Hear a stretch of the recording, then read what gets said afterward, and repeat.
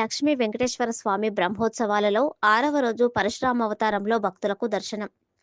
నారాయణపేట జిల్లా మక్తల్ పట్టణంలోని బ్రాహ్మణవాడలో కొలువుతీరిన శ్రీ లక్ష్మీ వెంకటేశ్వర స్వామి 60వ సంవత్సరపు వార్షిక బ్రహ్మోత్సవాలు కన్నుల పండుగగా కొనసాగుతున్నాయి.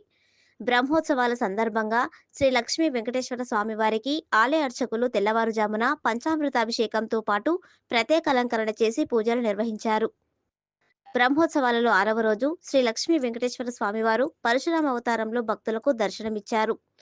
సాయంత్రం స్వామివారికి ప్రత్యేక పూజలు నిర్వహించి పల్లకిలో శ్రీ లక్ష్మీ వెంకటేశ్వర స్వామివారి ఉత్సవ మూర్తులను పల్లకిలో తీసుకువెళ్లి గరుడ వాహనంపై ఉంచి పూజలు చేసి బ్రహ్మోత్సవాలలో పాల్గొన్న భక్తులు, బ్రాహ్మణులు, బ్రాహ్మణ మహిళలు గోవింద నామాలు స్మరిస్తూ మేళతాళాల మధ్య గరుడ వాహనంపై శ్రీ శ్రీనివాసుడిని ఊరేగించారు.